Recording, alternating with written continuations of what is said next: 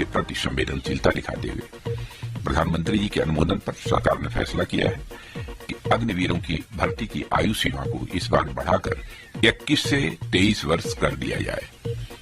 यह one time relaxation दिया गया है। इससे बहुत सारे नौजवानों को अग्निवीर बनने की पात्रता स्वतः मिल जाएगी। और मैं यह भी कहना चाहता हूं कि भर्ती प्रक्रिया कुछ ही दिनों में प्रारंभ होने जा रही है।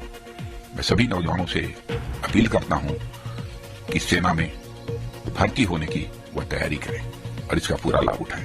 धन्यवाद। दोस्तों, केंद्र सरकार की नई सैन्य योजना भर्ती अग्निपथ को लेकर देश के कई राज्यों में हिंसक विरोध प्रदर्शनों के बीच रक्षा मंत्री राजनाथ सिंह ने आखिरकार ऐलान कर दिया है। शुक्रवार आज न्यूज एजेंसी ANI से इस मुद्दे पे खास बातचीत की है। उन्होंने कहा है कि पिछले 2 वर्षों से युवाओं को भर्ती प्रक्रिया नहीं होने के कारण सशस्त्र बलों में शामिल होने का अवसर नहीं मिला।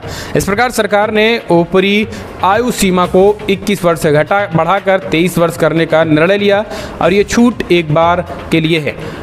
इस नई भर्ती योजना को लेकर हो रहे हिंसक विरोध प्रदर्शनों पर रक्षा मंत्री ने कहा है कि केंद्र सरकार द्वारा घोषित की गई अग्निपथ योजना भारत के नौजवानों को देश की रक्षा व्यवस्था से जुड़ने और देश की सेवा करने का एक सुनहरा अवसर है।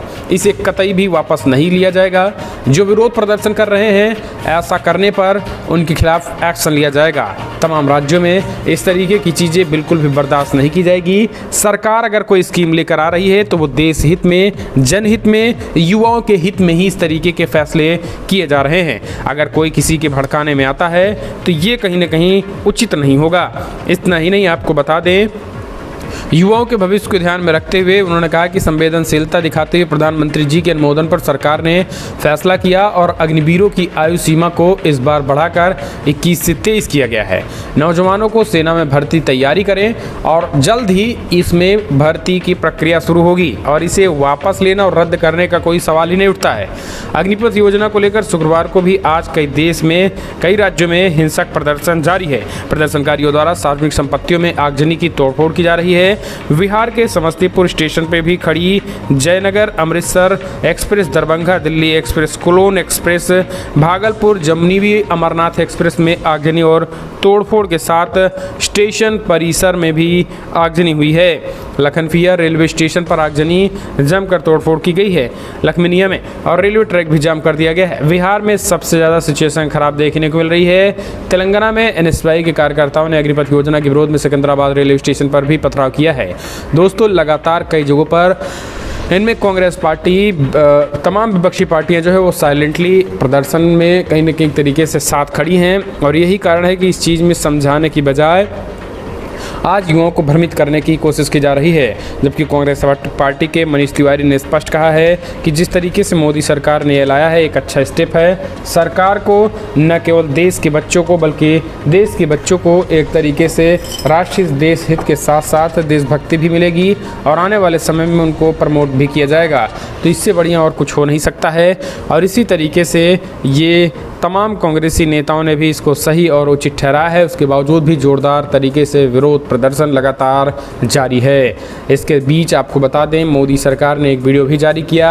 आखिर इस अग्निपथ के फायदे क्या है, अगर अग्निवीर जो प्रोटेस्ट कर रहे हैं वो कितना ठीक नहीं है, देख सरकार ने क्या कहना चाहें, क्योंकि आंदोलन अभी भी चल रहे हैं, मतलब जो छात्र हैं या जो लोग भर्ती होना चाहते हैं।